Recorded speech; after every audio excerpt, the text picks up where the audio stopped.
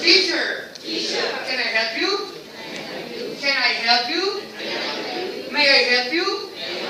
Teacher. Can you help us? Can you help us? Teacher. We want to study International English, Customer Service English, Universal English. We want, come on, repeat, energy. We want to improve our language.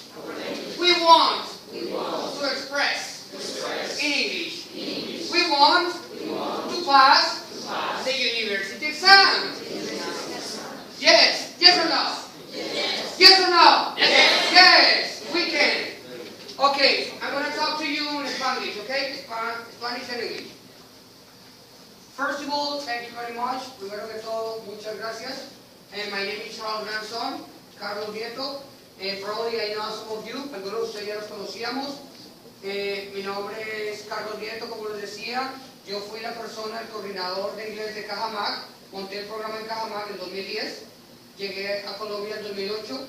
Allá en Colombia, soy de Colombia. Regresé en 2008. Estoy trabajando con idiomas. La carrera mía es negocios internacionales, especializado en International Marketing, en Customer Service, servicio al cliente y mercadeo internacional. Conozco la necesidad que manejamos en las empresas acá en Colombia, tanto a nivel de servicio al cliente como a nivel de languages, el inglés. Es muy importante.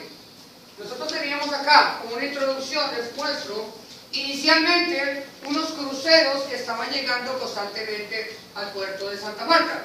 Esos cruceros venían de Miami, de Estados Unidos, con una ventaja, que era un puerto bilingüe, un puerto en donde todos nosotros le ofrecíamos a ellos la opción de vincularse a nuestra ciudad